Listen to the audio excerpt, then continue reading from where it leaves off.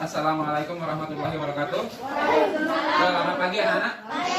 Bagaimana kabar kalian? Alhamdulillah ya, kalian masih bisa diberi kesempatan untuk hadir pada hari ini untuk belajar sekolah. Sebelum memulai kegiatan, coba ketua kelasnya pimpin doa dulu. Coba ketua kelasnya. Ya, silakan pimpin doanya. Mulai.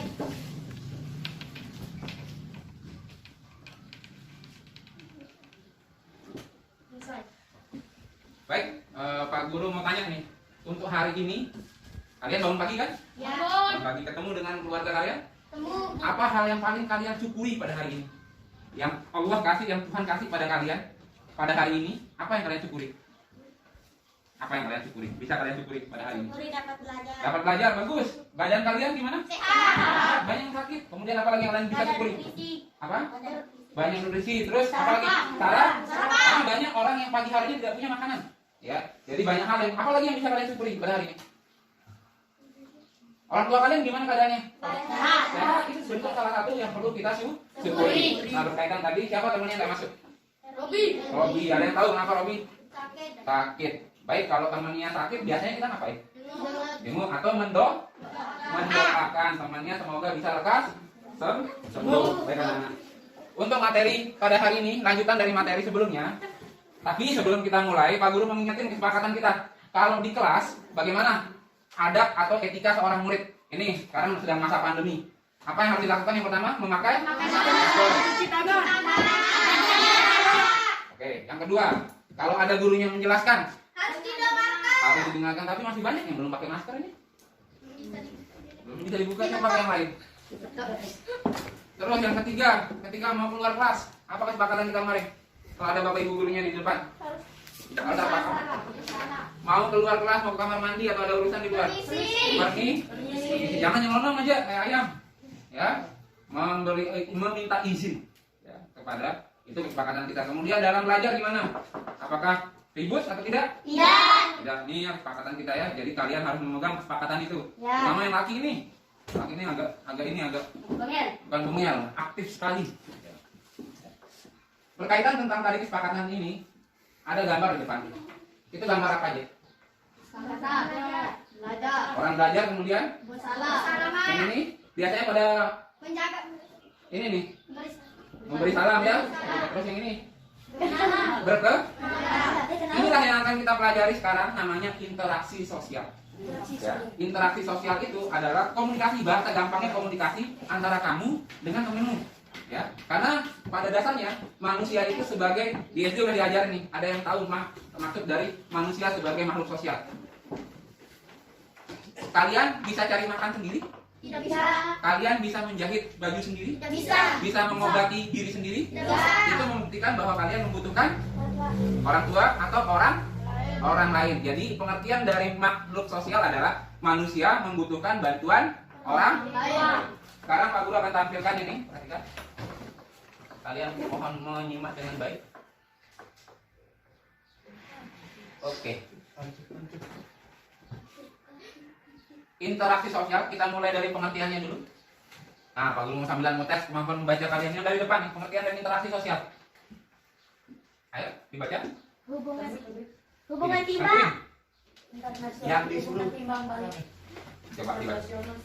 Interaksi sosial adalah hubungan yang ini.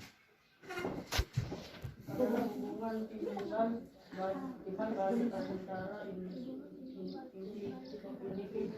Individu. Terus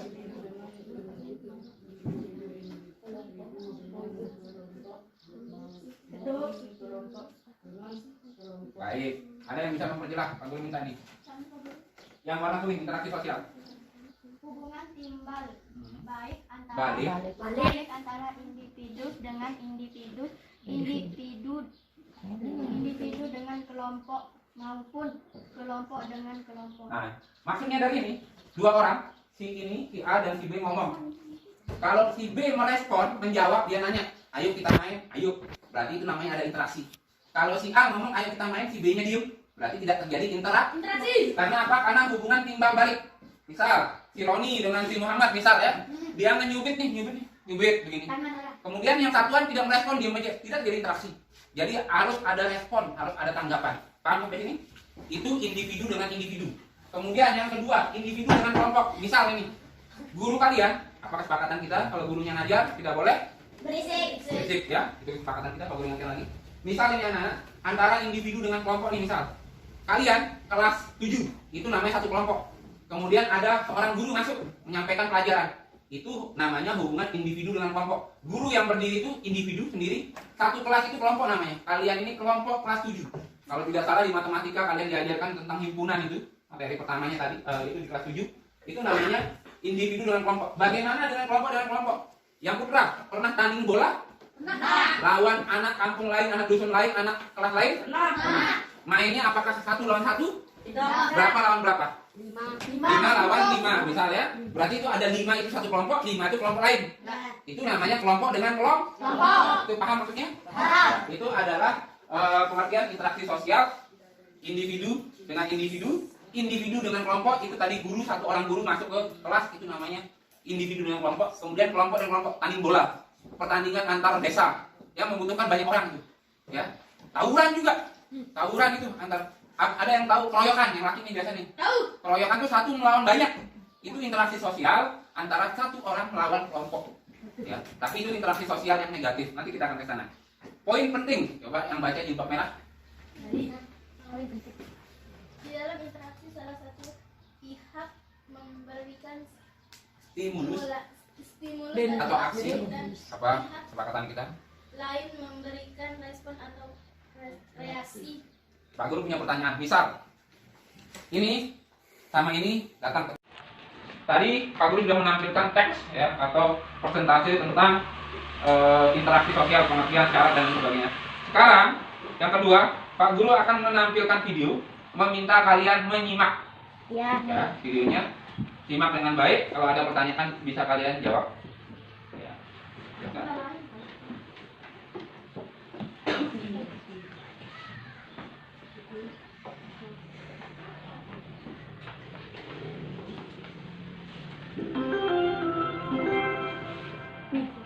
Hai Kuprian, apa kabar? Perkenalkan, saya Kak Mira, tutor sosial di kamu. Di video kali ini, Kak Mira akan nemenin Kuprian untuk membahas materi mengenai interaksi sosial dan lembaga sosial. Daripada kebanyakan basa-basi, ini kita lanjut aja yuk tonton videonya. Sebelum Kak Mira bahas apa itu interaksi sosial, Kak Mira mau nanya dulu nih ke Kuprian. Udah pada tahu kan kalau manusia itu adalah makhluk sosial? Tadi apa pengertian makhluk sosial? Tadi pelajaran masih ingat apa makhluk sosial? Berkelompok atau membutuhkan orang lain untuk kelangsungan hidup. Ya, lanjut ya. Coba sekarang kita pikirkan baik-baik. Apa sih yang dimaksud dengan makhluk sosial? Benar banget. Jadi manusia sebagai makhluk sosial artinya manusia tidak bisa hidup sendiri, alias selalu membutuhkan orang lain. Kenapa membutuhkan orang lain? Ya iya, untuk memenuhi kebutuhan hidupnya, kehidupan akan makanan, pakaian, dan juga tempat tinggal. Tuhan menciptakan manusia dengan berbagai keunikan dan kelebihan. Misalnya, ada yang jago masak, ada yang pintar membuat bangunan, dan Ada yang jago masak di kelas ini? Siapa? Nggak tahu. Jago masak air. Ya. Masa nggak bisa masak air? Yang nggak bisa masak air angkat tangan. Yang nggak bisa. Nggak bisa masak air? Tinggal aku baru. taruh airnya di dalam gayung, taruh di atas bata, tinggal ya. Nggak ada seperti itu. tidak ada yang mahir membuat pakaian. Maka dari itulah manusia saling berhubungan untuk bisa memenuhi kebutuhan individu. Ketika Kuiperian sedang berdiskusi dengan teman Kuiperian mengenai pembagian kelompok. Kemudian contoh dari interaksi individu dengan kelompok ketika sedang kegiatan belajar di kelas, di mana murid sebagai kelompok dan guru sebagai individunya. Lalu contoh dari interaksi antar kelompok ketika ada dua perusahaan yang sedang rapat di satu ruangan mengenai perjanjian kerjasama. Nah, dua perusahaan yang berbeda ini mewakili dua kelompok yang berbeda. Terus, kenapa sih Kuiperian harus memahami materi mengenai interaksi sosial? Kemudian, dengan memahami materi ini, Kuiperian bisa jadi mahir untuk berkomunikasi dengan baik dengan orang tua, keluarga, sahabat, guru, bahkan juga orang yang baru Kuiperian kenal loh. Sekarang coba deh Kak Fira tanya, ada yang masih suka ngambek sama orang tuanya nggak? Siapa yang suka marah sama orang tua itu? Kalau nggak dikasih uang saku, nggak dikasih main bola, ada? Masa nggak ada? Aku. Ya. Ya. Kenapa sih interaksi itu bisa terjadi? Kemudian tahu nggak, perilaku manusia itu dipengaruhi dari dalam dan luar dirinya, termasuk tindakan manusia dalam melakukan interaksi sosial. Jadi, faktor penyebab interaksi sosial diantaranya ada simpati. Simpati adalah rasa ketertarikan seseorang terhadap sesuatu yang dianggap menarik. Biasanya kita tertarik. Nih, maskernya lagi nggak dipakai tuh. Pakai. Nggak kayak gitu cara. Kalau belum dapat izin, jangan seperti itu. Ya. Ya. Perhatikan, kalian sudah menyimak video, melihat bacaan dari PowerPoint. Sekarang Pak Guru akan bagikan ini untuk kalian kerjakan sesuai dengan kelompok yang telah Pak Guru bagikan tadi, sesuai dengan tugas kalian. Nanti masing-masing ada yang buat yang namanya presentasi berupa tulisan, kemudian nanti berupa puisi atau lagu, kemudian ada yang berupa gambar, diagram, boleh. Sekarang Pak Guru sudah bagi tadi, sekarang Pak Guru kasih.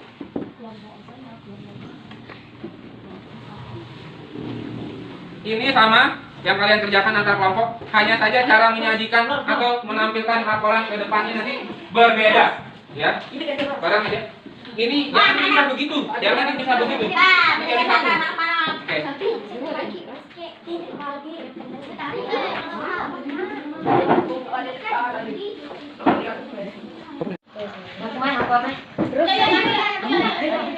Aldi Pradika. Nanti hasil dari kerjaan kalian tampilkan dalam berbagai bentuk. Ya, ada yang bikin laporannya secara tulisan, boleh mempraktekkan nanti drama, karena ada 3 kelompok.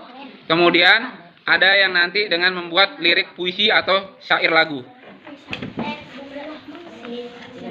Nanti setelah selesai sesuai dengan yang kalian sukai dan kalian minat kalian, ini nanti mendramakan, memeragakan. Yang kelompok ini menyanyikan, kemudian ini bikin laporan tulis. Itu cara kalian mempresentasikan tugas ini.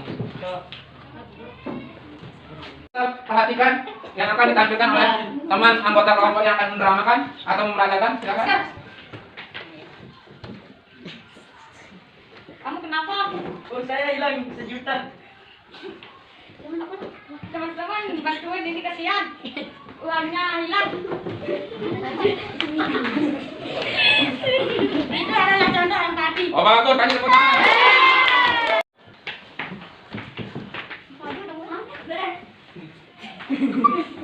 Itu contoh imitasi.